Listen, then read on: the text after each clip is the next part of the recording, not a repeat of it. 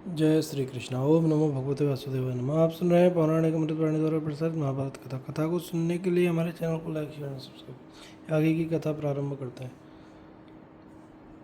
दरिद्रों के लिए यज्ञ तुल्य फल देने वाले उपवास, व्रत, उपदेश और मानस तथा पार्थिव तीर्थ की महत्ता।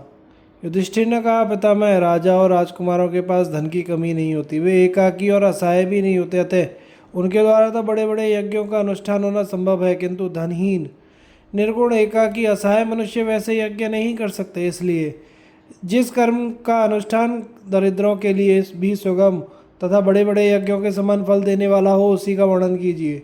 भीष्म जी ने कहा, युधिष्ठिर, अंगिरा मुनि की बतलाई हुई जो उपवास विधि है वह यज्ञों के समान ही फल देने वाली है। उसका पुनः वर्णन करता हूँ, सुनो। जो पुरुष अहिंसा परायण हो, नित्य अग्निहोत्र का अनुष्ठान करके प्रतिदिन प्रातःकाल और सायकाल ही भोजन करता है, बीच में जलपान तक नहीं करता, उसे 6 वर्षों में सिद्धि प्राप्त हो जाती है और वह अग्नि के समान तेजस्वी प्रजापति लोक में 1 पद्म वर्षों तक निवास करता है। जो एक पत्नी व्रत का पालन करते हुए निरंतर 3 वर्षों तक प्रतिदिन एक समय भोजन करके रहता है, उसे अग्निष्टोम यज्ञ का फल प्राप्त होता है। जो नित्य अग्नि में होम करता हुआ 1 वर्ष तक प्रति दूसरे दिन एक बार भोजन करता है तथा सदा सवेरे उठता है और अग्निहोत्र के कार्य में लगा रहता है, वह भी अग्निष्टोम यज्ञ के फल का भागी होता है। जो 12 महीनों तक प्रति तीसरे दिन एक समय भोजन करता है, नित्य सवेरे उठता है और अग्निहोत्र किया करता है, उसे अतिरात्र यज्ञ का उत्तम फल प्राप्त होता है तथा वह पुरुष 3 पद्म वर्षों तक स्वर्गलोक में निवास करता है। जो अग्निहोत्र पूर्वक 12 महीनों तक प्रति चौथे दिन एक बार अन्न ग्रहण करता है, वह वाजपेयी यज्ञ के उत्तम फल का भागी होता है तथा वह इंद्रलोक में रहकर सदा देवराज की क्रीड़ाओं को देखा करता है।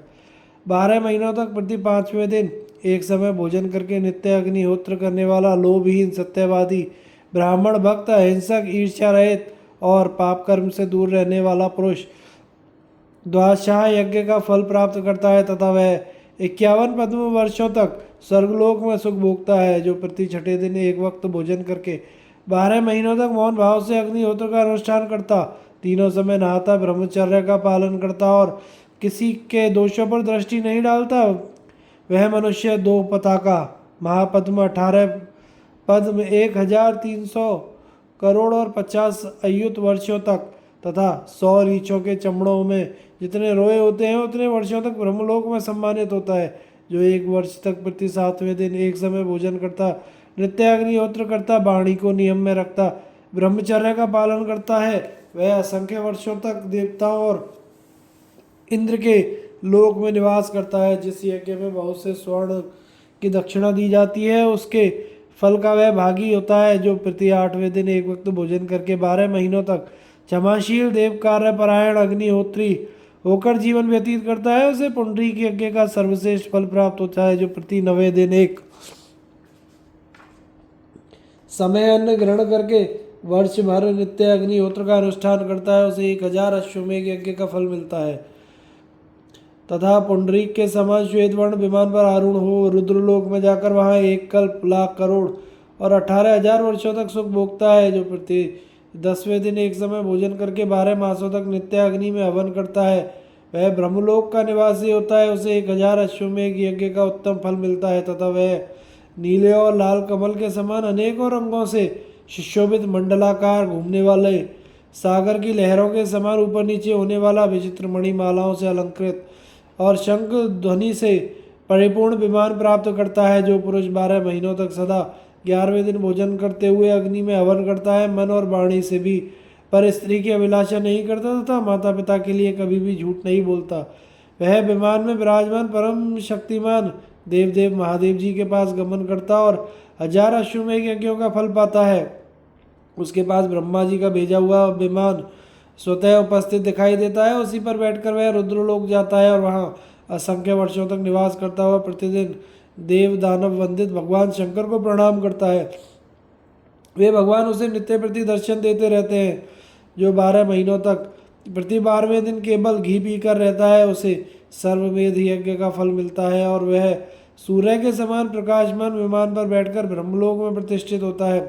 वहाँ उसे बड़ी बड़ी अट्टालिकाओं से युक्त महल प्राप्त होते हैं, जो उसकी सेवा करने वाले हजारों नर नारियों से भरा रहता है। इस प्रकार महाभाग अंगिरा मुनि ने उपवास का महान फल बतलाया है युधिष्ठिर।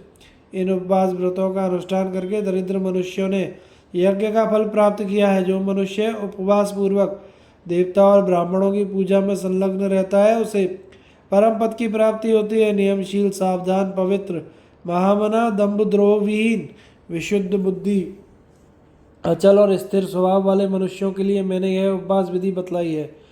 इसमें तुम्हें किसी प्रकार का संदेह नहीं करना चाहिए। युधिष्ठिर ने कहा, पितामह, जो सब तीर्थों में श्रेष्ठ हो तथा जहाँ जाने से परम शुद्धि हो जाती हो उसका भी वर्णन कीजिए। भीष्म जी ने कहा, युधिष्ठिर, इस पृथ्वी पर जितने तीर्थ हैं वे सब मनीषी पुरुषों के लिए गुणकारी होते हैं, किंतु उन सब में जो परम पवित्र और प्रधान तीर्थ है उसका वर्णन करता हूँ, एकाग्रचित्त होकर सुनो। जिसमें धैर्य रूप कुंड और सत्य रूप जल भरा हुआ है तथा जो अगाध, निर्मल एवं अत्यंत शुद्ध है उस मानस तीर्थ में सदा सद्गुण का आश्रय लेकर स्नान करना चाहिए। कामना का अभाव, सरलता, सत्य, मृदुता, हिंसा, क्रूरता का अभाव, इंद्रिय संयम और मनोनिग्रह, यही इस मानस तीर्थ के सेवन से प्राप्त होने वाली पवित्रता के लक्षण हैं। जो ममता, अहंकार, द्वंद्व, परिग्रह का सर्वथा त्याग करके भिक्षा से जीवन निर्वाह करते हैं वे विशुद्ध अंतःकरण वाले महात्मा पुरुष तीर्थ स्वरूप हैं। जिसकी बुद्धि में अहंकार का नाम भी नहीं है वह तत्वज्ञानी श्रेष्ठ तीर्थ कहलाता है। जिसके मन से तमोगुण, रजोगुण, सद्गुण दूर हो गए हों, जो बाहरी पवित्रता अपवित्रता पर ध्यान न देकर अपने कर्तव्य ब्रह्म विचार में परायण रहते हैं, जिन्हें सर्वस्व त्याग में ही प्रसन्नता होती है, जो सर्वज्ञ, समदर्शी तथा शौचाचार का पालन करने वाले हैं। संत पुरुष ही परम पवित्र तीर्थ स्वरूप हैं। शरीर केवल पानी से भिगो लेना ही स्नान नहीं कहलाता। सच्चा स्नान तो उसी ने किया है जो इंद्रिय संयम में निष्णांत है। जितेंद्रिय पुरुष ही बाहर और भीतर से शुद्ध माना गया है। जो नष्ट हुए विषयों की परवाह नहीं करते, प्राप्त हुए पदार्थ में ममता नहीं रखते तथा जिनके मन में कोई इच्छा पैदा ही नहीं होती, वे ही परम पवित्र हैं। इस जगत में प्रज्ञान ही शरीर शुद्धि का विशेष साधन है। इसी प्रकार अकिंचनता और मन की प्रसन्नता भी शरीर को शुद्ध करने वाले हैं। शुद्धि चार प्रकार की है: आचार शुद्धि, मन शुद्धि, तीर्थ शुद्धि, ज्ञान शुद्धि। इनमें से ज्ञान से प्राप्त होने वाली शुद्धि ही सबसे श्रेष्ठ मानी गई है। मानस तीर्थ में प्रसन्न मन से ब्रह्म ज्ञान रूपी जल के द्वारा जो स्नान किया जाता है वही तत्वज्ञानियों का स्नान है। जो सदा शौचाचार से संपन्न, विशुद्ध भाव से युक्त और सद्गुणों से विभूषित है, उस मनुष्य को सदा ही शुद्ध समझना चाहिए। यह मैंने शरीर में स्थित तीर्थ का वर्णन किया। पृथ्वी के पुण्य तीर्थों का महत्व सुनो। जैसे शरीर के विभिन्न स्थान पवित्र बतलाए गए हैं, उसी प्रकार पृथ्वी के भिन्न भिन्न भाग भी पवित्र हैं। वहाँ का जल पुण्यप्रद माना गया है। जो लोग तीर्थों का नाम लेकर तीर्थों में स्नान करके उनमें पितरों का तर्पण करके अपने पाप धो डालते हैं, वे बड़े सुख से स्वर्ग में जाते हैं।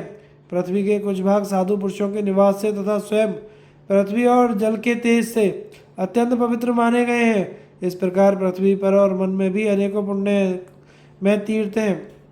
जो इन दोनों प्रकार के तीर्थों में स्नान करता है उसे शीघ्र ही सिद्धि प्राप्त होती है। बृहस्पति का युधिष्ठिर से प्राणियों के जन्म का प्रकार और पापों के कारण तिर्यक योनियों में जन्म लेने का क्रम बताना।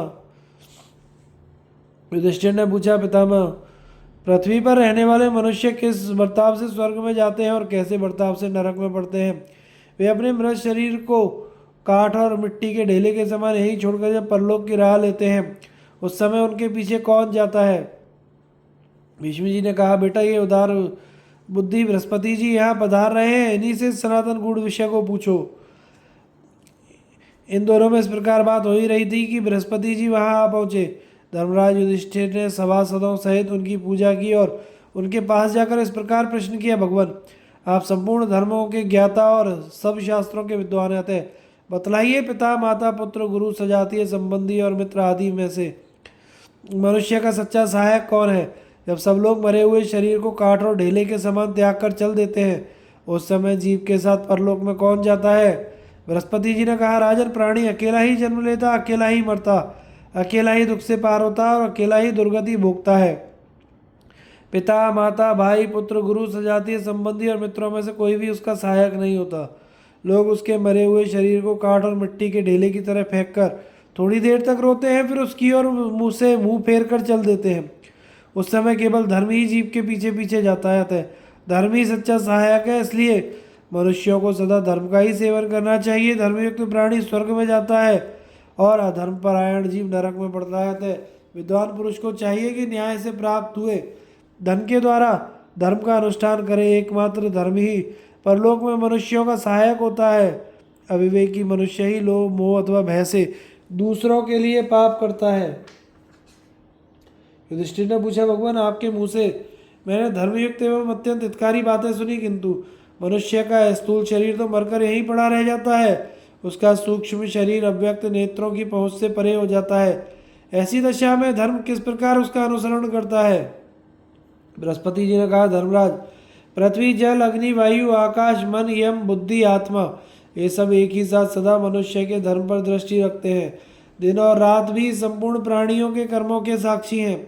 इन सब के साथ धर्म जीव का अनुसरण करता है। तत्पश्चात धर्माधर्म से युक्त प्राणी परलोक में अपने कर्मों का भोग समाप्त करके दूसरा शरीर धारण करता है। उस समय उस शरीर में स्थित पंचभूतों के अधिष्ठाता देवता पुनः उसके शुभाशुभ कर्मों को देखने लगते हैं। युधिष्ठिर ने पूछा, भगवान, अब मैं यह जानना चाहता हूँ कि इस शरीर में वीर्य की उत्पत्ति कैसे होती है? बृहस्पति जी ने कहा, राजन, इस शरीर में स्थित पृथ्वी जल अग्नि वायु आकाश और मन के अधिष्ठाता देवता जो अन्न भक्षण करके पूर्ण तृप्त होते हैं, उसी से स्थूल वीर्य की उत्पत्ति होती है। फिर स्त्री पुरुष का संयोग होने पर वही वीर्य गर्भ का रूप धारण करता है। युधिष्ठिर ने पूछा, भगवान, जीव त्वचा अस्थि और मांस में शरीर का त्याग करके जब पांचों भूतों के संबंध से पृथक हो जाता है तो कहाँ रहकर सुख दुख का अनुभव करता है? बृहस्पति जी ने कहा, भारत, जीव अपने कर्मों से प्रेरित होकर शीघ्र ही वीर्य का आश्रय लेता है और स्त्री के रज में प्रविष्ट होकर समय अनुसार जन्म धारण करता है। गर्भ में आने से पहले वह सूक्ष्म शरीर में स्थित होकर अपने दुष्कर्मों के कारण यमदूतों के प्रहार सहता, कलेश उठाता, दुखमय संसार चक्र में दुर्गति भोगता है। यदि प्राणी इस लोक में जन्म से ही पुण्य कर्म में लगा रहता है तो वह धर्म का फल का आश्रय लेकर उसके अनुसार सुख भोगता है। जो अपनी शक्ति के अनुसार बाल्यकाल से ही धर्म का सेवन करता है वह मनुष्य होकर सदा सुख का अनुभव करता है, किंतु धर्म के बीच में यदि कभी कभी वह अधर्म का आचरण कर बैठता है तो उसे सुख के बाद दुख भी भोगना पड़ता है। धर्म परायण मनुष्य यमलोक में जाता है और वहाँ महान कष्ट भोगकर पशु पक्षियों की योनियों में जन्म लेता है। जीव मोह के वशीभूत होकर जिस जिस कर्म का अनुष्ठान करने से जैसी जैसी योनियों में जन्म धारण करता है उसे मैं बता रहा हूँ, सुनो। शास्त्र, इतिहास और वेद में भी यह बात बताई गई है कि मनुष्य इस लोक में पाप करने पर मृत्यु के पश्चात यमराज के भयंकर लोकों में जाता है। जो दो चारों वेदों का अध्ययन करने के बाद भी मोहवश पतित मनुष्यों से दान लेता है उसे गधे की योनि में जन्म लेना पड़ता है। 15 वर्षों तक गधे के शरीर में रहकर वह मृत्यु को प्राप्त होता है। फिर 7 वर्षों तक बैल की योनि में रहकर शरीर का त्याग करता है।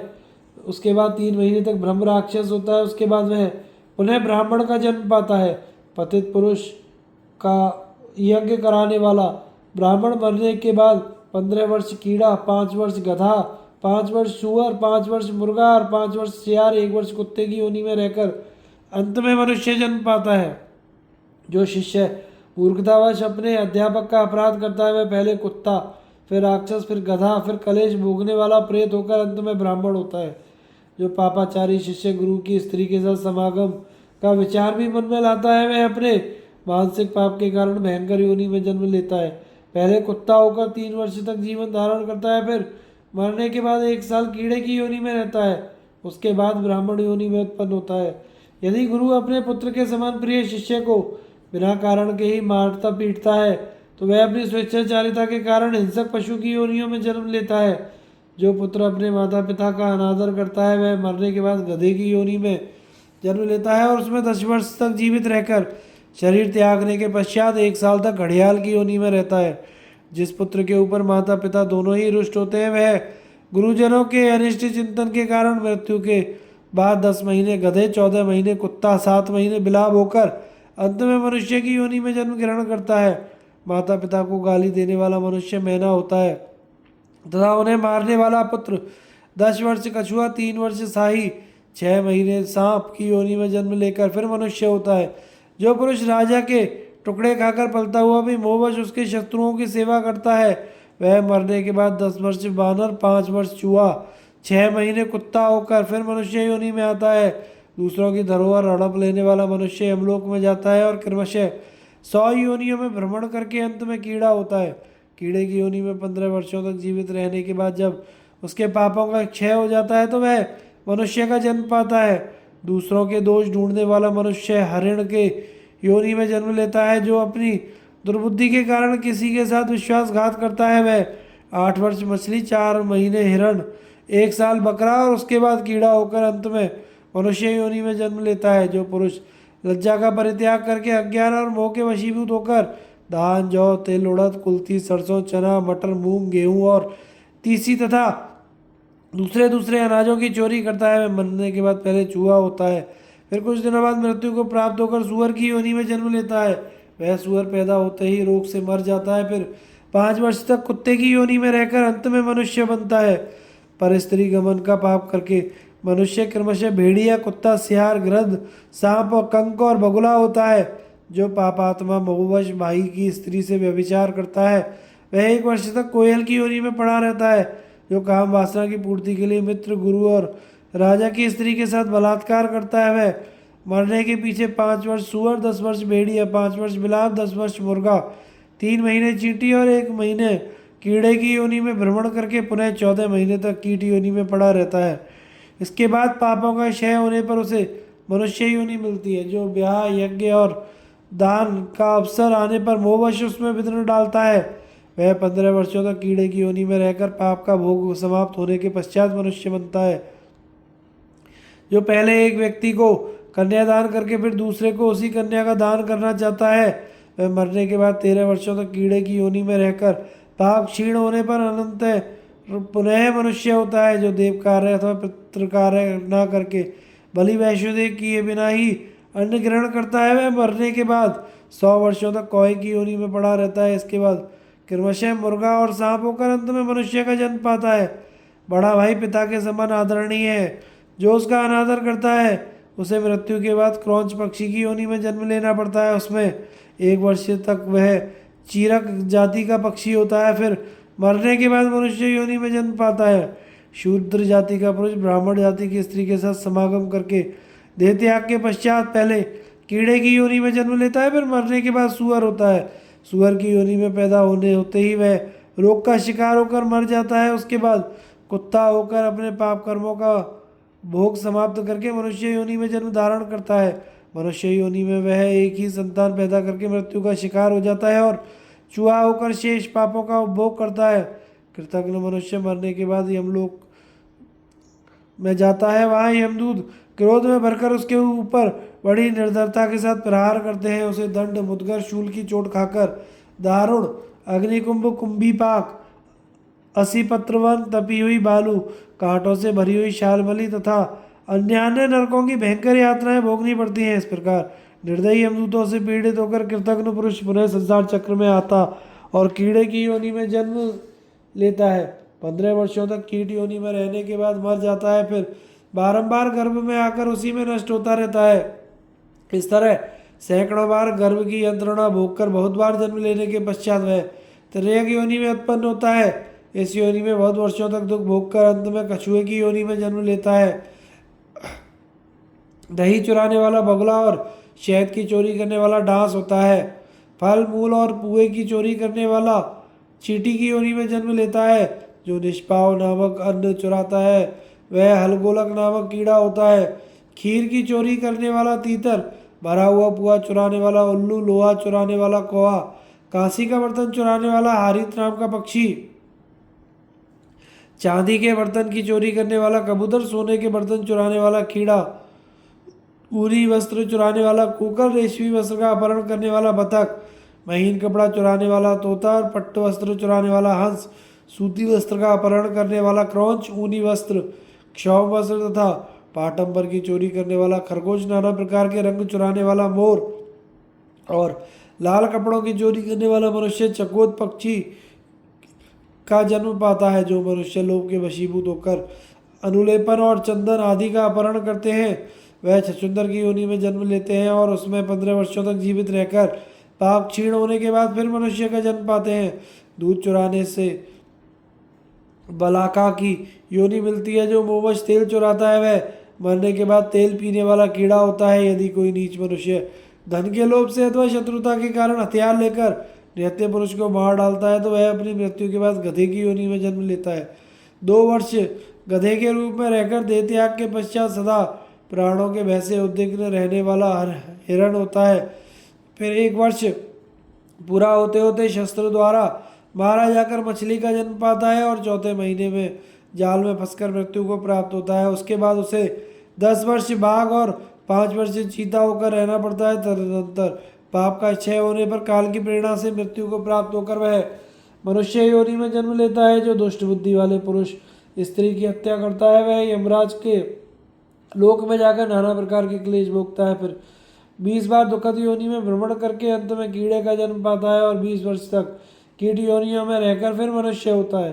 भोजन की चोरी करने से मनुष्य मक्खी होता है और कई महीने तक मक्खियों के समूह में रहकर पाप क्षय होने के बाद पुनः मनुष्य योनि में आता है। धान चुराने वाले मनुष्य के देह में दूसरे जन्म के बहुत से रोए होते हैं। जो मनुष्य तिल के चूर्ण से मिश्रित भोजन की चोरी करता है वह नेगले के समान आकार वाला भयानक छुआ होता है तथा वह पापी सदा मनुष्यों को काटा करता है। जो दुर्बुद्धि मनुष्य घी चुराता है वह काक मदगु सींग वाला जल पक्षी होता है। नमक चुराने वाला चिरी काक होता है। जो मनुष्य विश्वास पूर्वक रखी हुई दूसरे की धरोहर को हड़प लेता है वह मरने के बाद मछली का जन्म पाता है और कुछ समय बाद मृत्यु को प्राप्त होकर पुनः मनुष्य योनि में जन्म लेता है। मनुष्य होने पर भी उसकी आयु बहुत थोड़ी होती है। भारत, इस प्रकार मनुष्य पाप करके तिर्यक योनियों में जन्म लेते हैं। वहाँ उन्हें अपने उद्धार करने वाले धर्म का किंचित भी ज्ञान नहीं रहता। जो पापाचारी पुरुष लोभ और मोह के वशीभूत हो पाप करके उसे व्रत आदि द्वारा दूर करने का प्रयत्न करते हैं वे सदा सुख दुख भोगते हुए व्यतीत रहते हैं। उन्हें कहीं रहने का ठौर नहीं मिलता। वे मलेच्छ होकर हमेशा मारे मारे फिरते हैं। जो मनुष्य जन्म से ही पाप का परित्याग करते हैं वे निरोग रूपवान और धनी होते हैं। स्त्रियां यदि उपयुक्त कर्म करती हैं तो उन्हें भी पाप लगता है और वे उन पाप भोगी प्राणियों की ही भार्या होती है। महाराज, पूर्व काल में ब्रह्मा जी ने देवर्षियों के बीच ये प्रसंग सुनाया था। वहाँ उन्हीं के मुँह से मैंने ये सारी बातें सुनी थी।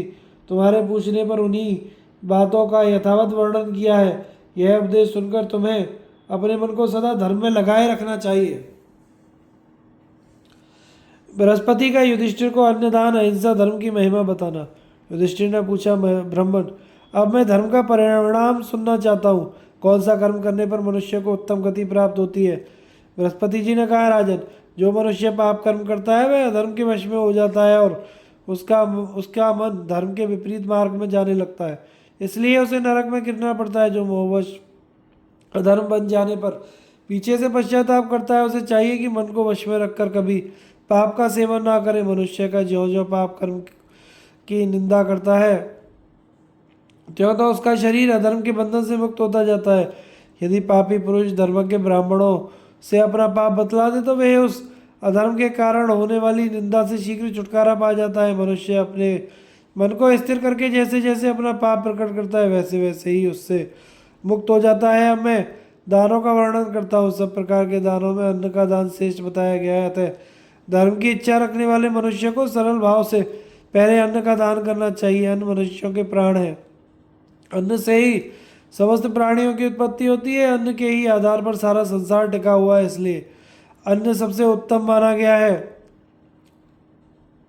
देवता, ऋषि, पितर, मनुष्य अन्न की ही विशेष प्रशंसा करते हैं। राजा रंतिदेव अन्न के दान से ही स्वर्गलोक को प्राप्त हुए थे। अतः स्वाध्याय परायण ब्राह्मणों को प्रसन्न चित्त से न्याय उपार्जित अन्न का दान करना चाहिए। जो मनुष्य 10,000 ब्राह्मणों को भोजन कराता है और सदा योग साधन में संलग्न रहता है वह पाप के बंधन से छूट जाता है। उसे तिर्यक योनि में नहीं जाना पड़ता। वेदज्ञ ब्राह्मण भिक्षा से अन्न लाकर यदि अध्ययनशील विप्र को देता है तो इस लोक में सदा सुखी होता है। जो क्षत्रिय ब्राह्मण के धन का अपहरण ना करके न्यायपूर्वक प्रजा का पालन करते हुए अपने बाहुबल से प्राप्त किया हुआ अन्न वेद वेदता ब्राह्मणों को शुद्ध एवं समाहित चित्त से दान करता है वह उस अन्नदान के प्रभाव से अपने पूर्वकृत पापों का नाश कर डालता है। यदि वैश्य खेती से अन्न पैदा करके उसका छठा भाग ब्राह्मणों को दान देता है तो वह सब पापों से मुक्त हो जाता है। शूद्र भी यदि प्राणों की परवाह ना करके कठोर परिश्रम से कमाया हुआ अन्न ब्राह्मणों को दान करता है तो पाप से छुटकारा पा जाता है। जो किसी प्राणी की हिंसा ना करके अपनी छाती के बल से पैदा किया हुआ अन्न विप्रों को दान करता है वह कभी दुख के दिन नहीं देखता। न्याय के अनुसार अन्न प्राप्त करके उसे वेद वेदता ब्राह्मणों को हर्षपूर्वक दान देने वाला मनुष्य अपने पापों के बंधन से मुक्त हो जाता है। अन्न ही बालक बल की वृद्धि करने वाला है। इस संसार में अन्न का दान करने वाला मनुष्य बलवान होता है और सत्पुरुषों के मार्ग का आश्रय लेकर समस्त पापों से छूट जाता है। दाता पुरुषों ने जिस मार्ग को प्रवृत्त किया है उसी से विद्वान पुरुष भी चलते हैं। अन्न दान करने वाला मनुष्य वास्तव में प्राण दान करने वाला है। उन्हीं लोगों से सनातन धर्म की वृद्धि होती है। मनुष्य को प्रत्येक अवस्था में न्याय तय उपार्जित किया हुआ अन्न सत्पात्र को दान करना चाहिए क्योंकि अन्न ही सब प्राणियों का परम आधार है। अन्न दान करने से मनुष्य को कभी भी नरक की भयंकर यात्रा नहीं भोगनी पड़ती। अतः न्यायोपार्जित अन्न सदा ही दान करना चाहिए। प्रत्येक गृहस्थ को उचित है कि वह पहले ब्राह्मण को भोजन कराकर पीछे स्वयं भोजन करने का प्रयत्न करे तथा अन्नदान के द्वारा प्रत्येक दिन को सफल बनावे। जो मनुष्य वेद धर्म न्याय और इतिहास के जानने वाले 1000 ब्राह्मणों को भोजन कराता है वह नरक और संसार चक्र में नहीं पड़ता है। इस श्लोक में उसकी सारी कामनाएं पूर्ण होती हैं। वह मरने के बाद स्वर्ग में सुख भोगता है। राजन, अन्नदान सब प्रकार के धर्मों और दानों का मूल है। इस प्रकार मैंने तुम्हें अन्नदान का महान फल बतलाया है। युधिष्ठिर ने पूछा, भगवान, अहिंसा, वेदोक्त कर्म, ध्यान, इंद्रिय संयम, तपस्या, गुरु शुश्रूषा, इनमें से कौन सा मनुष्य का विशेष कल्याण करने वाले हैं? बृहस्पति ने कहा, ये सभी कर्म धर्मानुकूल होने के कारण कल्याण के साधन है। अब मैं मनुष्यों के कल्याण के लिए सर्वश्रेष्ठ उपाय का वर्णन करता हूँ। जो मनुष्य अहिंसा युक्त धर्म का पालन करता है वह काम क्रोध लोभ रूप तीनों दोषों का त्याग करके सिद्धि को प्राप्त हो जाता है। जो अपने सुख की इच्छा से अहिंसक प्राणियों को डंडों से पीटता है वह परलोक में सुखी नहीं होता। जो मनुष्य सब जीवों को अपने समान समझकर किसी पर प्रहार नहीं करता, क्रोध को काबू में रखता है, वह मृत्यु के पश्चात सुखी होता है।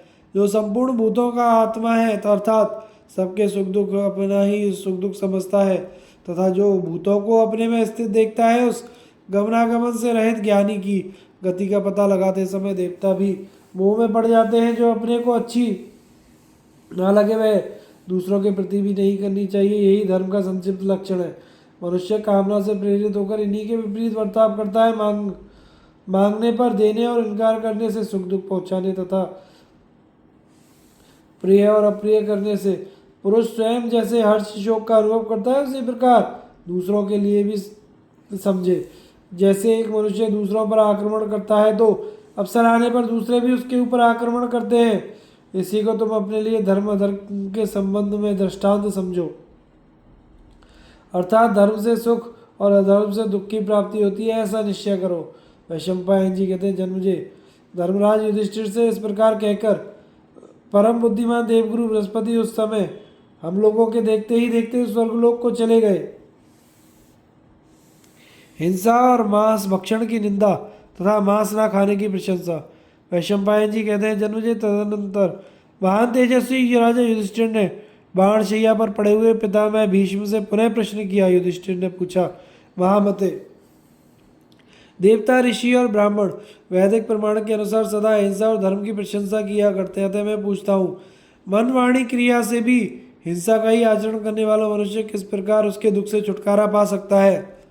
भीष्म जी कहते हैं, युधिष्ठिर, ब्रह्मवादी पुरुषों ने मन से वाणी से कर्म से हिंसा ना करना और मांस ना खाना, इन 4 उपायों से अहिंसा धर्म का पालन बतलाया है।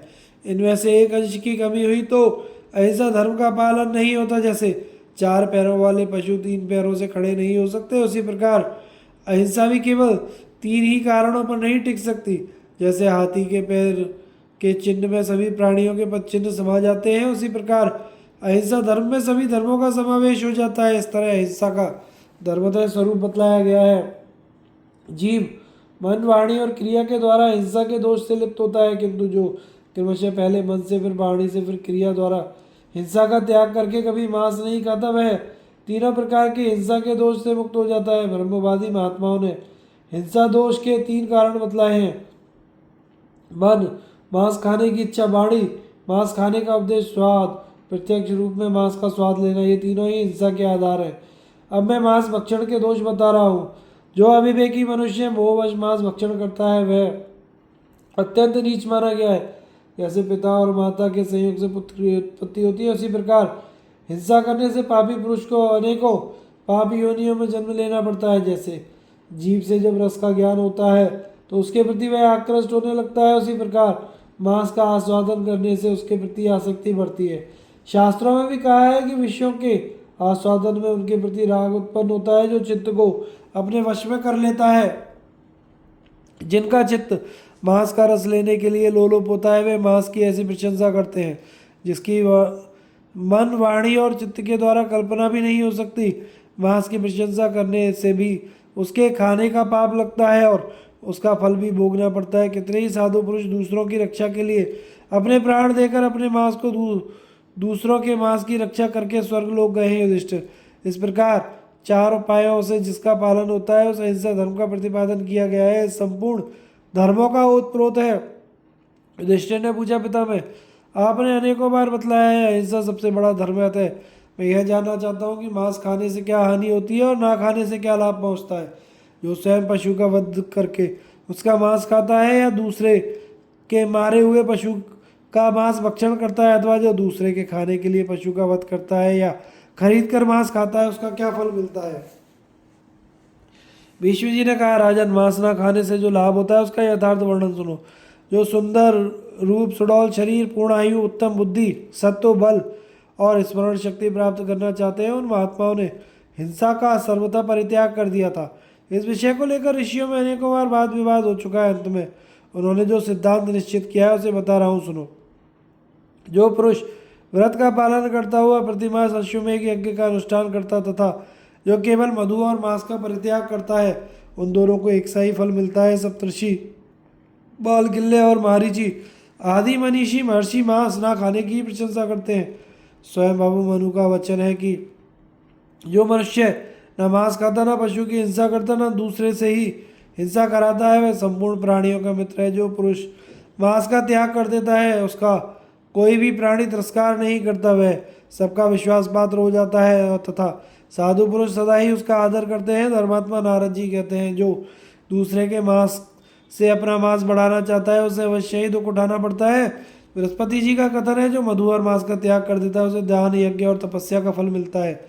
मेरा तो ऐसा विचार है कि एक मनुष्य यदि 100 वर्षों तक प्रतिमास अश्वमेघ यज्ञ का अनुष्ठान करता है और दूसरा मांस ना खाने के नियम का पालन करता है, तो उन दोनों का कार्य समान ही है। मधु और मांस का त्याग कर देने से मनुष्य सदा यज्ञ करने वाला, सदा दान देने वाला, सदा तप करने वाला समझा जाता है। जो पहले मांस खाता रहा हो, पीछे उसका सर्वथा परित्याग कर दे, तो उसको जितना पुण्य होता है उतना संपूर्ण वेदों के अध्ययन और समस्त यज्ञों के अनुष्ठान से भी नहीं हो सकता।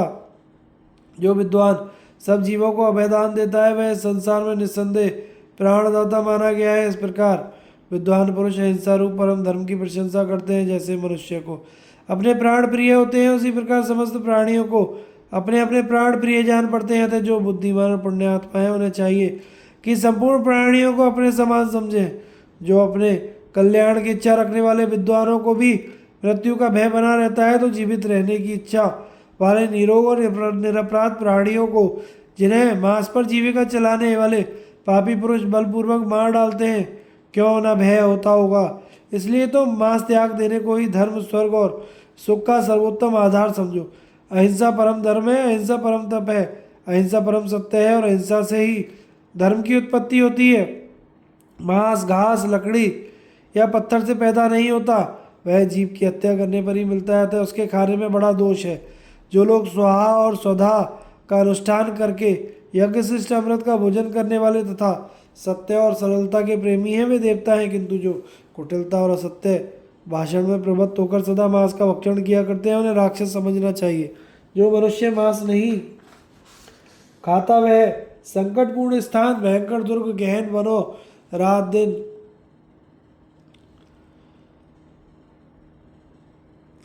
और संध्या के समय चौराहों और सभाओं तथा हथियार उठाए हुए मनुष्यों, सर्पों और हिंसक पशुओं के बीच में पड़ जाने पर भी किसी भय को प्राप्त नहीं होता। इतना ही नहीं, वह समस्त प्राणियों को शरण देने वाला, सबका विश्वास पात्र होता है। संसार में ना तो वह दूसरे को उद्वेग में डालता है, ना स्वयं ही उद्विग्न होता है। जगत में यदि मांस खाने वाले का अभाव हो जाए तो पशुओं की हिंसा करने वाला भी कोई ना रहे। हिंसक मनुष्य मांसखोरों के लिए ही प्राणियों का वध करता है। यदि मांस को अभक्ष्य समझकर सब लोग उसे खाना छोड़ दें तो पशुओं की हत्या स्वतः ही बंद हो जाएगी। हिंसा करने वालों की आयु क्षीण होती है, इसलिए अपना कल्याण चाहने वाले मनुष्यों को मांस का परित्याग कर देना चाहिए। जैसे यहाँ हिंसक पशुओं का लोग शिकार खेलते हैं, उसी प्रकार जीवों की हत्या करने वाले भयंकर मनुष्यों को दूसरे जन्म में सभी प्राणी कलेश पहुंचाते हैं। उस समय उन्हें कोई संकट से बचाने वाला नहीं मिलता। लोभ से, बुद्धि से, मोह से बलवीर्य की प्राप्ति के लिए अथवा पापियों के संसर्ग में आने से मनुष्य की अधर्म में रुचि हो जाती है। जो दूसरों के मांस खाकर अपना मांस बढ़ाना चाहता है, वह जहाँ कहीं भी जन्म लेता है चैन से नहीं रहने पाता। नियम पालन करने वाले महर्षियों ने मांस भक्षण के त्याग को ही धन, यश, आयु अथवा तथा स्वर्ग की प्राप्ति का प्रधान उपाय और परम कल्याण का साधन बताया है।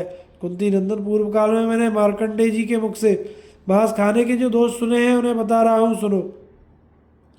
जो जीवित रहने की इच्छा वाले प्राणियों को मारकर अथवा उनके स्वयं मर जाने पर उनका मांस खाता है, वह उन प्राणियों का हत्यारा ही समझा जाता है। जो मांस खरीदता है वह धन से, जो खाता है वह उपभोग से, जो मारने वाला है वह शस्त्र प्रहार के कारण या फांसी लगाकर पशुओं की हिंसा करता है। इस प्रकार 3 तरह से प्राणियों का वध होता है।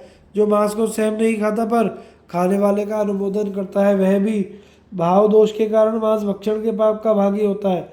इस प्रकार जो मारने वाले को प्रोत्साहन देता है उसे भी हिंसा का पाप लगता है। जो मनुष्य मांस ना खाकर सब जीवों पर दया करता है, उसका कोई भी प्राणी तिरस्कार नहीं करता, वह दीर्घजीवी और सदा निरोग होता है। हमने सुना है कि स्वर्णदान, गोदान, भूमिदान करने से जो धर्म प्राप्त होता है, वह मांस का भक्षण न करने से उससे भी विशिष्ट धर्म की प्राप्ति होती है। जो मांसखोरों के लिए पशुओं की हत्या करता है वह पुरुषों में अधम है।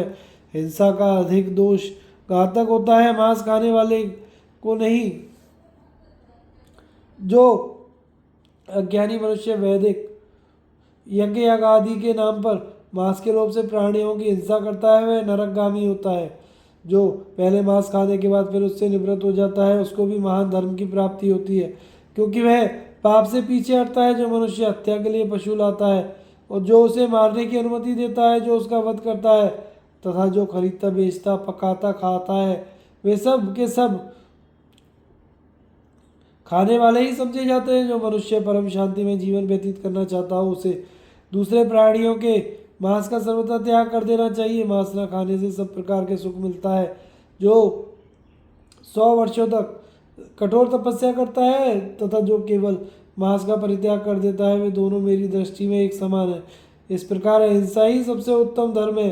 जो महात्मा इसका पालन करते हैं वे स्वर्ग के निवासी होते हैं। जो सदा धर्म का आचरण करते हुए बाल्यकाल से ही मधु, मांस, मदिरा का त्याग कर देते हैं, वे मुनि कहलाते हैं। जो पुरुष मांस भक्षण के त्याग रूप इस अहिंसा धर्म का स्वयं आचरण करता और दूसरों को उपदेश देता है, वह पहले का महान दुराचारी होने पर भी कदापि नरक में नहीं पड़ता। जो मांस भक्षण के त्याग रूप इस परम पवित्र एवं ऋषियों द्वारा प्रशंसित विधि का सदा पाठ और श्रवण करता है, वह सब पापों से मुक्त हो जाता है तथा उसकी समस्त कामनाएं पूर्ण होती हैं। इतना ही नहीं, इसमें पाठ और श्रवण करने पर आपत्ति में पड़ा हुआ पुरुष, आपत्ति से कैद में पड़ा हुआ पुरुष कैसे रोगी रोग से और दुखी दुख से छुटकारा पा जाता है। इसके प्रभाव से मनुष्य त्रय की योनि में नहीं पड़ता और उसे सुंदर रूप, संपत्ति और महान यश की प्राप्ति होती है। इस प्रकार मैंने ऋषियों की बताई हुई यह मांस त्याग विधि बतलाई है। युधिष्ठिर ने कहा, पितामह, बड़े खेद की बात है कि संसार के निर्दयी मनुष्य महान राक्षसों की तरह अच्छे अच्छे खाद्य पदार्थों का परित्याग करके मांस का स्वाद लेना चाहते हैं। ये मालपुए, तरह तरह के साग, रसीली मिठाइयों को भी उतनी रुचि से खाना नहीं चाहते जितनी रुचि मांस के लिए रखते हैं। अतः मैं मांस ना खाने से होने वाले लाभ और उसे खाने से होने वाली हानियों को पुनः सुनना चाहता हूँ। भीष्म जी ने कहा, बेटा, मांस ना खाने में बहुत से लाभ हैं, मैं उन्हें बता रहा हूँ। जो दूसरे का मांस ना खाकर अपना मांस बढ़ाना चाहता है, उससे नीच और निर्दयी मनुष्य कोई नहीं है। जगत में अपने प्राणों से प्रिय दूसरी कोई वस्तु नहीं है। इसलिए मनुष्य जिस तरह अपने ऊपर दया चाहता है उसी तरह उसे दूसरों पर भी दया करनी चाहिए। मांस भक्षण करने से महान पाप होता है, उसे ना खाने से बड़ा पुण्य होता है। समस्त जीवों पर दया करने के समान इहलोक और परलोक में कोई कार्य नहीं है। दयालु मनुष्यों को कभी भय का सामना नहीं करना पड़ता। दयालु और तपस्वी के लिए लोक और परलोक दोनों ही सुखद होते हैं। जो मनुष्य दया परायण होकर संपूर्ण प्राणियों को अभयदान करता है, उसे सब प्राणी अभयदान देते हैं। वह घायल हो, लड़खड़ाता हो, गिर पड़ा हो, पानी के बहाव में खिंचकर बहा जाता हो, आहत हो रहा हो अथवा किसी भी सब विषम अवस्था में पड़ा हो, सब प्राणी उसकी रक्षा करते हैं। हिंसक पशु, पिशाच, राक्षस भी उसके प्राण नहीं लेते। जो मनुष्य दूसरे जीवों के भय से बचाता है, वह स्वयं भी भय का अवसर आने पर उसे छुटकारा पा जाता है। प्राणदान के समान दूसरा कोई दान ना हुआ है ना होगा। मनुष्य किसी भी प्राणी को अभीष्ट नहीं है, क्योंकि मृत्यु काल में सभी जीव कहाँ उठते हैं। इस संसार समुद्र में समस्त प्राणी सदा गर्भवास, जन्म, बुढ़ापा आदि के दुख से दुखी होकर चारों ओर भटकते रहते हैं। इसके सिवा मृत्यु का भय भी उन्हें बेचैन किए रहता है। गर्भ में आए हुए प्राणी मलमूत्र के बीच में रहकर क्षार, अम्ल और कटु आदि रसों से, जिनका स्पर्श अत्यंत कठोर और दुखदायी होता है, कष्ट पाते रहते हैं। मांस लोलुप जीव जन्म लेने पर परवश होते हैं। वे बार बार शस्त्रों से काटे पकाए जाते हैं। उनकी यह दुर्गति प्रत्यक्ष देखी जाती है। वे अपने पापों के कारण कुंभीपाक नरक में डाले जाते हैं और भिन्न भिन्न योनियों में जन्म लेकर गला घोंट घोंट कर मारे जाते हैं। इस प्रकार उन्हें बारंबार संसार चक्र में भटकना पड़ता है। इस भूमंडल पर अपने आत्मा से बढ़कर कोई प्रिय वस्तु नहीं है, इसलिए सब प्राणियों पर दया करें और सबको आत्मा भाव से देखें। जो मनुष्य जीवन भर किसी भी जीव का मांस नहीं खाता, उसे निस्संदेह स्वर्गलोक में शेष स्थान मिलता है। जो जीवित रहने की इच्छा वाले प्राणियों का मांस खाते हैं, वे भी दूसरे जन्म में उन प्राणियों द्वारा भक्षण किए जाते हैं। इस विषय में मुझे तनिक भी संदेह नहीं है युधिष्ठिर। जिसका वध किया जाता है वह प्राणी कहता है, मां स भक्ष्यते यस्मात् भविष्यते तमप्यहम, अर्थात आज मुझे वह खाता है तो कभी मैं भी उसे खाऊंगा। यही मांस का मांसत्व है। इससे ही मांस शब्द का तात्पर्य समझो। इस जन्म में जिस जीव की हिंसा होती है, वह दूसरे जन्म में पहले घातक को मारता है, फिर मांस खाने वाले के हाथ से मारा जाता है। जो दूसरों की निंदा करता है, वह स्वयं भी दूसरों के क्रोध और द्वेष का पात्र होता है। अहिंसा परम धर्म, अहिंसा परम संयम, अहिंसा परम दान, अहिंसा परम तप, अहिंसा परम ज्ञान, अहिंसा परम फल, अहिंसा परम मित्र, अहिंसा परम सुख है। संपूर्ण यज्ञों का दान किया जाए तथा सब तीर्थों में डुबकी लगाई जाए और सब प्रकार के दान का फल प्राप्त हो, तो भी अहिंसा के साथ इनकी तुलना नहीं हो सकती। जो हिंसा नहीं करता उसकी तपस्या अक्षय होती है, उसे सदा यज्ञ करने का फल मिलता है। हिंसा न करने वाला मनुष्य संपूर्ण प्राणियों के माता पिता के समान है। युधिष्ठिर, अहिंसा का फल बतलाया गया है, अभी इससे भी अधिक उसका फल होता है। अहिंसा से होने वाले लाभ का तो 100 वर्षों में भी वर्णन नहीं हो सकता। व्यास जी का एक कीड़े पर कृपा। युधिष्ठिर ने पूछा, पितामह, जो योद्धा महान संग्राम में जाकर इच्छा या अनिच्छा से प्राण त्याग कर देते हैं, उनकी क्या गति होती है? कि आप जानते हैं प्राण त्याग करना कितना कठिन है। कोई उन्नति की अवस्था में हो या अवनति की, शुभ समय में हो या अशुभ समय में, किंतु मरना नहीं चाहता, इसका क्या कारण है? आप सर्वज्ञ हैं, बताने की कृपा करें। भीष्म जी ने कहा, युधिष्ठिर, इस संसार में प्राणी उन्नति में हो या अवनति में, शुभ में हो अथवा अशुभ में, जिस किसी भी अवस्था में हो, उसी में सुख मानते हैं, मरना नहीं चाहते। इसका कारण बतला रहा हूँ, सुनो। इस विषय में भगवान व्यास और एक कीड़े का संवाद रूप प्राचीन इतिहास प्रसिद्ध है, वही तुम्हें सुना रहा हूँ। पहले की बात है, ब्रह्मस्वरूप श्री कृष्ण द्वैपायन व्यास जी कहीं जा रहे थे। उन्होंने एक कीड़े को गाड़ी चलने के रास्ते में बड़ी तेजी के साथ भागते देखा। व्यास जी संपूर्ण प्राणियों की गति के ज्ञाता और भाषा को समझने वाले हैं। उन्होंने उस कीड़े से इस प्रकार पूछा, कीट, आज तुम बहुत डरे हुए और उतावले दिखाई देते हो, कहो कहाँ दौड़े जा रहे हो, कहाँ से तुम्हें भय प्राप्त हुआ? कीड़े ने कहा, भगवान, कोई बहुत बड़ी बैलगाड़ी आ रही है, इसी की गड़गड़ाहट सुनकर मुझे भय हो गया है। इसकी आवाज़ इतनी बड़ी डरावनी है, जब वह कानों में पड़ती है तो ऐसा संदेह होता है कि कहीं गाड़ी आकर मुझे कुचल ना दे, इसलिए तेजी से भाग रहा हूँ। वह देखिए, बैलों पर चाबुक की मार पड़ रही है, वे भारी बोझ लिए हाँफते हुए इधर आ रहे हैं। मुझे उनकी आवाज़ बहुत निकट सुनाई पड़ती है। गाड़ी पर बैठे हुए मनुष्यों को भी नाना प्रकार के शब्द कानों में पड़ रहे हैं। हमारे जैसे कीड़ों के लिए इस आवाज को धैर्यपूर्वक सुन सकना कठिन है। अतः इस दारुण भय से अपनी रक्षा के लिए मैं यहाँ से भाग रहा हूँ। बहुत प्रत्येक प्राणी के लिए दुखदायिनी होती है अपना जीवन सबको दुर्लभ जान पड़ता है। कहीं ऐसा ना हो मैं सुख से दुख में पड़ जाऊं और इसी भय से पलायन कर रहा हूँ। व्यास जी ने कहा, कीट तुम्हें कहाँ सुख है? तुम तो तिर्यक योनि में पड़े हुए हो। मेरी समझ में मर जाना ही तुम्हारे लिए सुख की बात है। तुम शब्द, स्पर्श, रस, गंध तथा छोटे बड़े भोगों का अनुभव नहीं कर सकते। अतः तुम्हारा तो मरना ही अच्छा है। कीड़े ने कहा, भगवान जीव सभी योनियों में सुख का अनुभव करते हैं, मुझे भी इस योनि में सुख मिलता है। यही सोचकर मैं जीवित रहना चाहता हूँ। यहाँ भी शरीर के अनुसार सब प्रकार के विषय उपलब्ध होते हैं। मनुष्यों और स्थावर प्राणियों के भोग अलग अलग हैं। पहले जन्म में मैं एक बहुत धनी शूद्र था। ब्राह्मणों के प्रति मेरे मन में तनिक भी आदर का भाव ना था। मैं परले सिरे का कंजूस और ब्याज खोर था। सबसे तीखे वचन बोलना, बुद्धिमानी के साथ लोगों को ठगना और संसार भर से द्वेष रखना, यह मेरा स्वभाव हो गया था। झूठ बोलकर लोगों को धोखा देना, दूसरों का माल हड़प लेना, यही मेरा काम था। मैं इतना निर्दयी था कि मार्सवश घर पर आए हुए अतिथियों और आश्रित जनों को भोजन कराए बिना ही केवल स्वाद लेने की इच्छा से अकेला ही भोजन कर लेता था। वह के समय अभय पाने की इच्छा से कितने ही शरणार्थी मेरे पास आते, किंतु मैं उन्हें शरण लेने योग्य सुरक्षित स्थान में पहुंचाकर भी अकस्मात वहां से निकाल देता, उनकी रक्षा नहीं करता। दूसरे मनुष्यों के पास धन धान्य, सुंदर स्त्री, अच्छी अच्छी सवारियां, अद्भुत वस्त्र, उत्तम लक्ष्मी देखकर मैं अकारण ही उनसे जलता रहता था। दूसरों का सुख देखकर मुझे ईर्ष्या होती थी। किसी का ऐश्वर्य मुझसे नहीं देखा जाता था। मैं अपनी इच्छाओं का गुलाम था। दूसरों के धर्म, अर्थ और काम का विनाश करने को सदा ही उद्यत रहता था। पूर्व जन्म में मेरे द्वारा प्राय क्रूरतापूर्ण कर्म हुए हैं। उनकी याद आने से मुझे बड़ा पश्चाताप होता है। उस समय मुझे शुभ कर्मों के फल का ज्ञान न था। जीवन में मैंने केवल अपनी बूढ़ी माता की सेवा की थी तथा एक दिन अपने घर पर आए हुए एक ब्राह्मण अतिथि का, जो अपने जातीय गुणों से संपन्न थे, स्वागत सत्कार किया था। उसी के पुण्य प्रभाव से मुझे आज तक पूर्व जन्म की स्मृति बनी हुई है। अब मैं कोई शुभ कर्म करके भविष्य में सुख पाना चाहता हूँ, अतः जिससे मेरा कल्याण हो, आप वह उपाय बताइए। आप ही के मुँह से मैं उसे सुनना चाहता हूँ। व्यास जी ने कहा, कीट तुम जिस शुभ कर्म के प्रभाव से तिर्यक योनि में जन्म लेकर भी मोहित नहीं हुए हो, वह कुछ और नहीं, मेरा दर्शन ही है।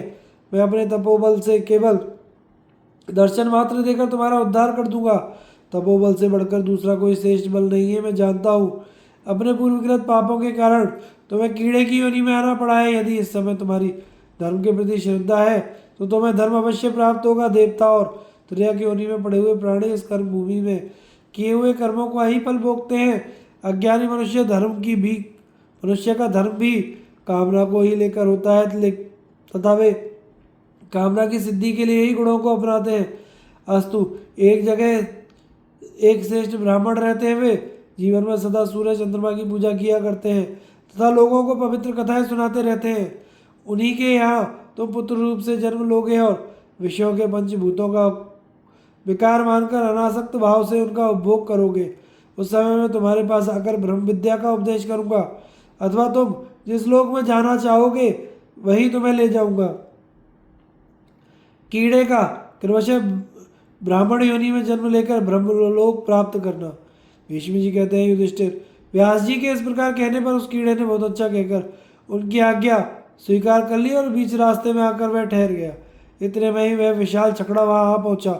उसके पहिए से दबकर कीड़े ने प्राण त्याग दिए। तत्पश्चात वह क्रमशः शाही, गोधा, सुअर, बिरक, पक्षी, चांडाल, शूद्र और वैश्य की योनि में जन्म लेता हुआ क्षत्रिय जाति में उत्पन्न हुआ। उस समय वह महर्षि व्यास का दर्शन करने के लिए वन में गया और उन्हें पहचान कर उनके चरणों में गिर पड़ा। इसके बाद हाथ जोड़कर बोला, भगवान आज मुझे वह स्थान मिला है जिसकी कहीं तुलना नहीं है। इसे मैं 10 जन्मों से पाना चाहता था। यह आप ही की कृपा है कि मैं अपने दोष से कीड़ा होकर आज राजकुमार हो गया और सोने की मालाओं से सुशोभित होकर अत्यंत बलवान गजराज मेरी सेवा में रहते हैं। मैं सुंदर महलों के भीतर सुखद शैयाओं पर बड़े सम्मान के साथ शयन करता हूँ। आप महान तेजस्वी सत्य प्रतिज्ञ हैं। आपके ही प्रसाद से मैं कीड़े से राजपूत हो गया हूँ। महाप्राज्ञ, आपको नमस्कार है। आपके तपोबल के प्रभाव से मुझे यह राजपद प्राप्त हुआ है, अतः आज्ञा दीजिए मैं आपकी क्या सेवा करूं। व्यास जी ने कहा, राजन, आज तुमने अपनी वाणी से मेरा भलीभांति स्तमन किया है। अभी तक तुम्हें अपनी कीट योनि की कलुषित स्मृति बनी हुई है।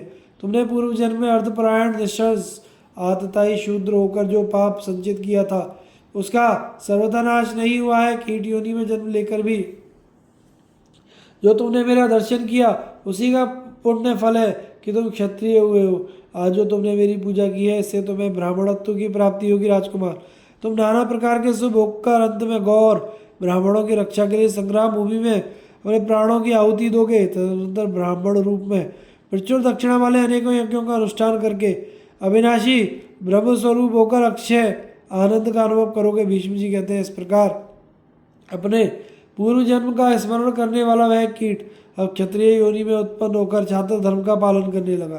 तत्पश्चात उसने बड़ी भारी तपस्या आरंभ की। धर्म और अर्थ के तत्व को जानने वाला उस राजकुमार की उग्र तपस्या देखकर विप्रवर कृष्णद्वैपायन व्यास जी उसके पास आए और कहने लगे, कीट, प्राणियों की रक्षा करना ही क्षत्रियों का धर्म है। तुम शुभ और अशुभ का ज्ञान प्राप्त करो तथा अपने मन और इंद्रियों को वश में कर भली भांति प्रजा का पालन करो। उत्तम भोगों का दान करते हुए अपने अशुभ दोषों का मार्जन करो। प्रसन्न रहो और आत्मा का ज्ञान प्राप्त करो। आजीवन स्वधर्म का पालन करते रहो। तदनंतर क्षत्रिय शरीर धारण करके ब्राह्मणत्व को प्राप्त करो। युधिष्ठिर, महर्षि व्यास की बात सुनकर राजकुमार प्रजा का धर्मपूर्वक पालन करने लगा। प्रजा पालन रूप धर्म का आचरण करते हुए उसने थोड़े ही दिनों में रणभूमि में शरीर त्याग दिया और दूसरे जन्म में वह ब्राह्मण के घर में उत्पन्न हुआ। यह जानकर महायशस्वी व्यास जी पुनः उसके पास आए और बोले, विप्रवर, अब तुम्हें किसी प्रकार का भय नहीं होना चाहिए। उत्तम कर्म करने वाला उत्तम जाति में और कर्म करने वाला पाप योनि में जन्म लेता है। मनुष्य जैसे पाप करता है उसके अनुसार ही उसे फल भोगना पड़ता है। अतः अब तुम मृत्यु के भय से ना डरो। हाँ, तुम्हें धर्म के लोक का भय अवश्य होना चाहिए, इसलिए उत्तम धर्म का आचरण करते रहो। कीट ने कहा, भगवान, आपकी कृपा से मुझे अधिकाधिक सुख की प्राप्ति होती गई है। आज धर्म मूलक संपत्ति पाकर मेरा सारा पाप नष्ट हो गया है। भीष्म जी कहते हैं, इस प्रकार भगवान व्यास के कथन अनुसार उस कीट ने दुर्लभ ब्राह्मणत्व को पाकर पृथ्वी को सैकड़ों यज्ञ यूपों से अंकित कर दिया, अर्थात उसने सैकड़ों यज्ञ किए। तदनंतर ब्रह्मवेत्ताओं में श्रेष्ठ होकर उसने ब्रह्मा जी का सालोक्य प्राप्त किया। व्यास जी के कथन अनुसार उसने स्वधर्म का पालन किया था, उसी का यह फल हुआ कि वह ब्रह्मलोक में जाकर सनातन ब्रह्म में लीन हो गया। युधिष्ठिर, क्षत्रिय योनि में उस कीट ने युद्ध करके प्राण त्याग किया था, इसलिए उसे उत्तम गति प्राप्त हुई। इसी प्रकार जो प्रधान क्षत्रिय अपनी शक्ति का परिचय देते हुए इस रणभूमि में मारे गए हैं वे भी पुण्यमयी गति को प्राप्त हुए हैं, उनके लिए तुम्हें शोक नहीं करना चाहिए। व्यास मैत्रेय संवाद में दान तप आदि की प्रशंसा। युधिष्ठिर ने पूछा, पितामह, विद्या तप और दान इनमें से कौन सा कर्म श्रेष्ठ है? भीष्म जी ने कहा, युधिष्ठिर, इस विषय में श्री कृष्ण द्वैपायन व्यास और मैत्रेय के संवाद रूप एक प्राचीन इतिहास का उदाहरण दिया जाता है। एक समय की बात है, भगवान श्री कृष्ण द्वैपायन वेदव्यास जी गुप्त रूप से विचरते हुए काशी में जहाँ पहुँचे वहाँ मुनियों की मंडली में मुनिवर मैत्रेय जी बैठे हुए थे। जब व्यास जी उनके पास गए तो मैत्रेय जी ने उन्हें पहचान लिया कि ये कोई महात्मा है। फिर उनका विधिवत पूजन करके उन्हें उत्तम अन्न का भोजन कराया। वह उत्तम लाभदायक और सबकी रुचि के अनुकूल अन्न भोजन करके महामना व्यास जी बहुत संतुष्ट हुए। फिर वहाँ से चलने लगे तो कुछ मुस्कुराए। फिर उन्हें मुस्कुराते हुए देख मैत्रेय जी ने कहा, धर्मात्मन, मैं आपको प्रणाम करके पूछता हूँ, आपके इस प्रकार मुस्कुराने का क्या कारण है? व्यास जी ने कहा, मैत्रेय जी, मैं आपके यहाँ अतिच्छेद और अतिवाद का दर्शन किया है, अर्थात आपकी जो स्थिति है वह असाधारण कर्म के बिना प्राप्त होने वाली नहीं है, किंतु आपको वह सहज ही प्राप्त दिखाई देती है। यही जानकर मुझे विस्मययुक्त हंसी आई है। शास्त्र विधि के अनुसार दिया हुआ थोड़ा सा दान भी महान फल देने वाला होता है। आपने ईर्ष्या रहित हृदय से भूखे प्यासे प्राणियों को दान दिया है। मैं भूखा और प्यासा था, ऐसी स्थिति में मुझे अन्न देकर आपने तृप्त किया, इस पुण्य के प्रभाव से आपने महान यज्ञों द्वारा प्राप्त होने वाले बड़े बड़े लोकों पर विजय पाई है। तो मैं आपके पवित्र दान से बहुत प्रसन्न हूँ। आपका बल पुण्य ही बल है और आपका दर्शन ही पुण्य का दर्शन है। इस दान रूप पुण्य के प्रभाव से ही आपके शरीर से पवित्र गंध निकल रही है। तात दान करना तीर्थ स्नान और वैदिक व्रत की पूर्ति से भी बढ़कर है। जितने पवित्र कर्म है उन सब में दान ही सबसे बढ़कर पवित्र है और कल्याणकारी है। आप जिन जिन वेदों उत्तम कर्मों की प्रशंसा करते हैं उन सब में दान ही श्रेष्ठ है, इसमें तनिक भी संदेह नहीं है। दाताओं ने जो उत्तम मार्ग बना दिया है उसी से मनुष्य पुरुष चलते हैं। दान करने वाले प्राणदाता समझे जाते हैं, उन्हीं में धर्म प्रतिष्ठित है। जैसे वेदों का स्वाध्याय, इंद्रियों का संयम और सर्वस्व त्याग उत्तम है, उसी प्रकार दान भी इस संसार में अत्यंत उत्तम माना गया है। महामते, आपको इस दान के कारण उत्तम सुख की प्राप्ति होगी। बुद्धिमान मनुष्य दान करके उत्तरोत्तर श्रेष्ठ सुख प्राप्त करता है। यह बात हम लोगों के सामने प्रत्यक्ष है। आप जैसे लोग धन पाते हैं उससे दान यज्ञ करके सुखी होते हैं, किंतु जो विषय सुखों में आसक्त हैं वे सुख से दुख में पड़ते हैं। जो तपस्या आदि द्वारा दुख उठाते हैं उन्हें दुख से ही सुख की प्राप्ति होती देखी जाती है। इस जगत में विद्वानों ने मनुष्य के आचरण 3 प्रकार के बतलाए हैं। किसी में पुण्य होता है, किसी में पाप होता है, किसी में दोनों का अभाव रहता है। ब्रह्मनिष्ठ पुरुष का आचरण ना पुण्य में माना जाता है ना पाप में। उनके कर्म में दोनों का ही अभाव रहता है।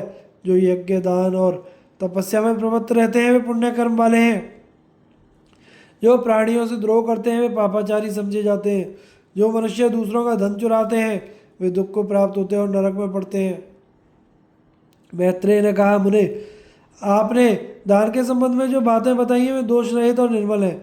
इसमें तनिक भी संदेह नहीं कि आपने विद्या और तपस्या से अपने अंतःकरण को परम पवित्र बना लिया है। आप शुद्ध चित्त हैं, इसलिए आप आज आपके समागम से मेरे लिए महान लाभ पहुंचा है। मैं बारंबार बुद्धि से विचार करके देखता हूँ तो आप अत्यंत समृद्ध तपस्वी जान पड़ते हैं। आपके दर्शन से मेरा अभ्युदय होगा।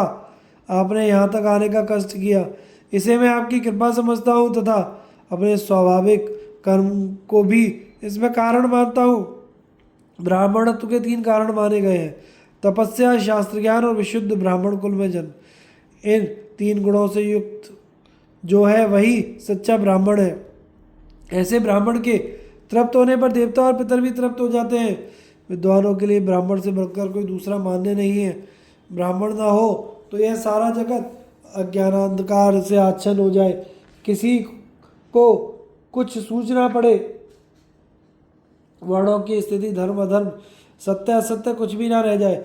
जैसे मनुष्य उत्तम खेत में बीज बोने पर उसका फल पाता है, उसी प्रकार विद्वान ब्राह्मण को दान देकर दाता पुरुष उत्तम फल का उपभोग करता है। यदि विद्या और सदाचार से संपन्न ब्राह्मण दान ना स्वीकार करे तो धनवानों का धन व्यर्थ हो जाए। मूर्ख मनुष्य यदि किसी का अन्न खाता है तो वह उस अन्न को नष्ट करता है, अर्थात दाता को उसका कुछ फल नहीं मिलता। इसी प्रकार वह अन्न भी मूर्ख को नष्ट कर डालता है। जो सुपात्र होने के कारण उस अन्न और दाता की रक्षा करता है उसकी भी वह अन्न रक्षा करता है। जो मूर्ख दान के फल का हनन करता है तथा वह स्वयं भी मारा जाता है। विद्वान ब्राह्मण यदि अन्न ग्रहण करता है तो वह उस अन्न का स्वामी होता है, अर्थात उसको पचाने की शक्ति रखता है तथा वह ईश्वर समर्थ होने के कारण दाता के लिए उसके दान के अनुरूप उत्तम फल उत्पन्न करता है। यदि इतर मनुष्य किसी का अन्न ग्रहण करते हैं तो वे दाता की संतान समझे जाते हैं। अतः अयोग्य व्यक्ति को दान लेने से सूक्ष्म दोष की प्राप्ति होती है, इसलिए उसे किसी का दान नहीं लेना चाहिए। दान देने वालों को जो पुण्य होता है वही पुण्य दान लेने वाले योग्य अधिकारियों को भी मिलता है, क्योंकि दोनों एक दूसरे के उपकारक होते हैं। एक पहिए से गाड़ी नहीं चलती। प्रतिग्रहिता के बिना दाता का दान सफल नहीं हो सकता, ऐसा ऋषियों का कथन है। जहाँ विद्वान और सदाचारी ब्राह्मण रहते हैं वहीं दिए हुए दान का फल इहलोक और परलोक में भी मिलता है। जो ब्राह्मण विशुद्ध कुल में उत्पन्न तपस्या में लगे रहने वाले दाता तथा अध्ययन संपन्न है वे ही सदा पूज्य माने गए हैं। ऐसे सत्पुरुषों ने जिस मार्ग का निर्माण किया है उससे चलने वाले कभी मोह नहीं होता। भीष्म जी कहते हैं, युधिष्ठिर, मैत्रेय के इस प्रकार कहने पर भगवान वेद व्यास बोले, आप बड़े सौभाग्यशाली हैं जो ऐसी बातों का ज्ञान रखते हैं। आपको इस तरह की बुद्धि भी सौभाग्य से ही प्राप्त हुई है। संसार के लोग उत्तम गुण वाले पुरुषों को ही अधिक प्रशंसा करते हैं। बड़े आनंद की बात है कि रूप, अवस्था, संपत्ति, अभिमान आपके मन पर तनिक भी प्रभाव नहीं डालते। इसे आप अपने ऊपर देवताओं का अनुग्रह समझिए। अस्तु, अब मैं दान से भी उत्तम धर्म का वर्णन करता हूँ। इस जगत में जितने भी शास्त्र और जो प्रवृत्तियां हैं वे सब वेद के ही आधार पर क्रमशः प्रचलित हुई हैं। मैंने सुना है कि मनुष्य तप और विद्या से ही महान पद प्राप्त होता है तथा तप के ही प्रभाव से वह अपने पापों का नाश करता है। पुरुष जिस जिस अभिलाषा की सिद्धि के लिए तपस्या में प्रवृत्त होता है वह सब उसे तप और विद्या से ही प्राप्त हो जाती है। जिससे संयोग होना कि जिसको पराजित करना, जिसे पाना, जिसे टालना कठिन है, वह सब तपस्या से साध्य हो जाता है। क्योंकि तपस्या का बल सबसे बड़ा है। शराबी, चोर, गर्भ हत्यारा, गुरु स्त्री से व्यभिचार करने वाला पापी भी तपस्या से तर जाता है और अपने पापों से छुटकारा पा जाता है। जो इस प्रकार की विद्याओं में प्रवीण है वह नेत्रवान है। तपस्वी चाहे जिस प्रकार का भी हो वह नेत्रवानी समझने योग्य है। दोनों को ही सदा नमस्कार करना चाहिए। जो विद्या के धनी और तपस्वी हैं वे सब पूज्य हैं। दान देने वाले भी इस लोक में धन और परलोक में सुख पाते हैं। संसार के पुण्य आत्मा पुरुष अन्न दान देकर इस लोक में भी सुखी होते हैं और मृत्यु के बाद ब्रह्मलोक तथा अन्य शक्तिशाली लोगों को प्राप्त होते हैं। दानी पुरुष स्वयं पूजित सम्मानित होते हुए दूसरों का पूजन और सम्मान करते हुए जहाँ जाते हैं वहीं सब लोग उनके सामने मस्तक झुकाते हैं। मैत्री जी, आप तरुण और व्रतधारी हैं, सदा धर्म पालन में लगे रहिए और गृहस्थों के लिए जो सबसे उत्तम मुख्य कर्तव्य है उसे ध्यान देकर सुनिए। जिस कुल में पति अपनी पत्नी से और पत्नी अपने पति से संतुष्ट रहती है वह सदा कल्याण होता है। जिस प्रकार पानी से शरीर का मैल धुल जाता है और अग्नि की प्रभा से अंधकार दूर हो जाता है, उसी प्रकार दान और तपस्या से मनुष्य का सारा पाप नष्ट हो जाता है। आपका कल्याण हो। अब मैं अपने आश्रम पर जाता हूँ। मैंने जो कुछ बतलाया है उसे याद रखिएगा, इससे आपका कल्याण होगा। आगे की कथा का प्रसारण हम अगले भाग में करेंगे। हमारे चैनल को लाइक, शेयर, सब्सक्राइब करें। धन्यवाद।